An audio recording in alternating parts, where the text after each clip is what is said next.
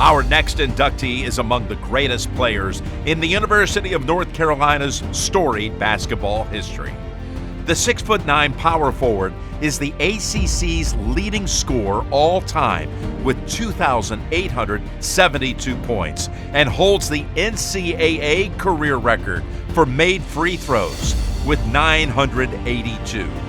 In 2008, he was the unanimous National Player of the Year, ACC Player of the Year, ACC Male Athlete of the Year, ACC Tournament MVP, and NCAA East Regional Player of the Year.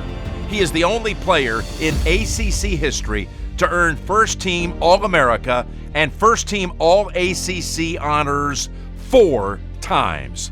He played 7 seasons in the NBA, mostly with the Indiana Pacers.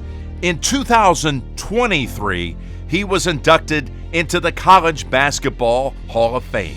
One of the Tar Heels' all-time greats, Tyler Hansbrough. Tyler, I'm not even sure I know where to start with you. Man, amazing career, incredible accomplishment. How much fun was it? It was a blast. I was very lucky to go to North Carolina, be surrounded by great coaches and teammates, and even off the court, the experience was amazing. I loved everything about it, and so it was a very special place, and I was very lucky to have the career I did and be surrounded by the people that I was. You mentioned coaches. Coach Roy Williams is here tonight. What did he mean to you, or does he mean to you?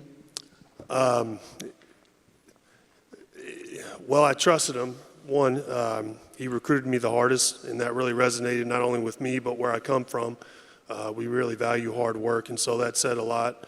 But also, the one thing about Coach is he was one of the only coaches that didn't guarantee me anything, and you're going to have to work for it. So me and my high school coach, I come from a small town, so I had to earn everything, never guaranteed me playing time when he was recruiting me. So me and my coaches like that. We felt like that was pretty honest. And so the reason I went to North Carolina was to play for Coach Williams and his staff.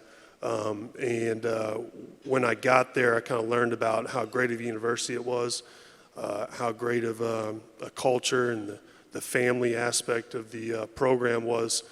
So all that was, I wasn't really aware of that until I got to North Carolina. There are 144 banners hanging in the rafters, 54 of which are players, but you are one of 8 that has a retired number. So that is a whole separate category. When you think about that incredible North Carolina brand and that you are widely considered the most decorated player in the history of that program, how does that make you feel? I kind of laugh about it, to be honest with you. I never really look at it like that, but I look up at their, the jerseys, and I see Jordan, I see Phil Ford, who's my favorite Tar Heel. I know he's in here, and Antoine Jameson, and all those guys. And for me to be in that category, it is special. And coming from a small town in Missouri too, we have a lot of Tar Heel fans there now. So it also it represents a lot of people in my community who have helped me get to North Carolina, had a huge impact on my career as well. I mentioned how strong the North Carolina brand is. I mean, it's about winning, and it's synonymous with great basketball. And when you think about 3 ACC regular season championships, 2 ACC tournament titles, 2 Final Fours, and a national championship, where do your thoughts go? I mean, I think I was part of a pretty good team. I mean, I played in the era where, the one thing I really like about my time in North Carolina is the class that I came in with, Bobby Frazier, Marcus Skinner, Danny Green, and Michael Copeland. We all stayed together for all 4 years, which is kind of unheard of nowadays. And so,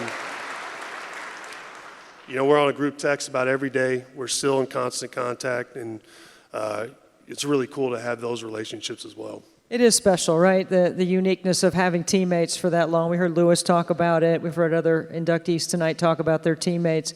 What do your teammates mean to you, that you can be on this group text all these years later with the same guys? Well, first of all, we're not really nice to each other, too, so a lot of it's a lot of roasting, especially with Frazier. But the cool thing is, to have those relationships and friendships that last a whole lifetime. And not only did we work hard every single day in every practice, but off the court, being college kids and, having fun in college and trying to figure out life for the first time away from home was, with those guys, is a bond that we'll always carry.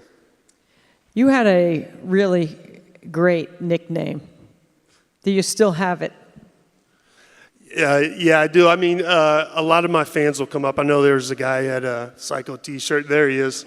Psycho T. Psycho T.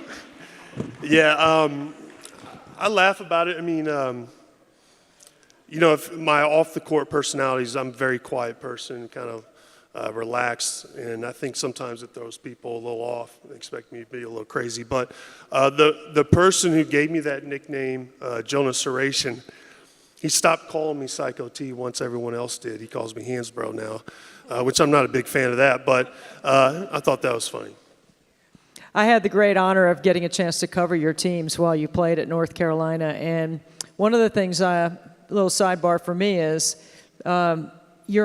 you got that nickname because of your incredible focus. And so I was trying to put to pictures how you could describe that focus. So I came up with Jack Nicklaus, Mike Singletary, Pat Summitt, Roy Williams. Where does that focus come from? These are elite level focused, incredibly successful people. Well, it's a heck of a category. I don't really have a good answer for you. I just know that I felt like I knew how to approach the game through hard work and constant hard work. And, I was surrounded by great high school coaches that, taught me that, even though, that category, those people who you mentioned, they're highly successful. But there's a lot of people in my hometown who, weren't as popular, who had an impact that, really taught me how to work hard as well from an early age. There's an old junior college basketball coach named Gene Bess, who's had a very good program, and he was about as hard-nosed and blue-collar as a coach comes, and he taught me the game. So probably from an early age, I learned a lot from him as well. Yes. It will be forever one of the greatest rivalries in all of sport, okay? Can't let you off the stage without asking you about a signature moment between North Carolina and Duke during your time, or anything that is significant during that rivalry that you want to share. We all know the one visual of the bloody nose and all that, but is there something more than that? Well, I think, first of all, to have a rivalry like that, you got to have two great programs with a lot of winning culture. But the one thing I will say, that Gerald was lucky I didn't get him back because we played against each other a lot in the NBA, and I had made it up in my mind I was going to get him back in some point in my career with a cheap shot as well. But later on, we're cool now. Later on, we did a podcast together, so we're over that. He apologized, and I let it go. Yeah, we're cool. I know. 4-0, is that what I heard? Yeah. Yeah, I like the 4-0 too. I don't want to talk any trash here, but I also like the fact that there's a class that never knows what it feels like to beat their biggest rival on their home court. And everyone asks me how that feels. I like to know that more than how it feels for us to win there. Tyler, I know you're very philanthropic in your thinking and your giving, and now you're teaching a class. Now you're doing podcasts. You're involved in the media. Tell us a little bit about being Professor Hansbrough. It was, I'm really out of my comfort zone. I mean, I never would imagine I was doing this, coming from Poplar Bluff when I was in high school. But no, I really enjoyed working with the students and trying to connect with them and learning actually how to teach them a little bit and see if I can help them along their journey. So it was fun. I had a lot of interesting debates and dialogue in the class and get to know the students. So I really enjoyed that experience. If you stacked up all your awards right here, it would go from here to the ceiling. And this is a special moment for you and your family. What does it mean to you to be inducted into the North Carolina Sports Hall of Fame? Well, for me, being from a small town and, I was, my personality, going away from Missouri to North Carolina was very difficult. So just because I was a homebody. And so having that courage and, trusting myself I was going to the right situation. And it means a lot. Also, it means that I was part of, a great program. I can't describe, what I think of Carolina basketball and being part of that family. So, it's truly special to me because this is where a lot of people, I built bonds and a lot of people have impacted me from this state that have helped shape me who I am today. I'm sure there's some people you might like to thank for your journey. Who would you like to thank tonight? Well, obviously, I'm going to thank my family, but I'm also going to thank my teammates. Incredible teammates, and also the coaching staff at North Carolina. Coach Williams and Coach Joe Holliday's not here tonight, but he had a major impact on me as well, and I think he's a phenomenal person. Recruited me very hard, and I want to thank him and Eric Coots over there, who does a lot and probably doesn't get a lot of credit.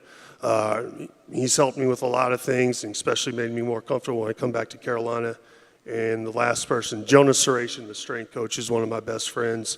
Taught me a lot about training and taking care of my body. So I want to thank those guys in particular. Tyler, I would say trusting Roy Williams worked out for you. Congratulations on the Hall of Fame. Thank you.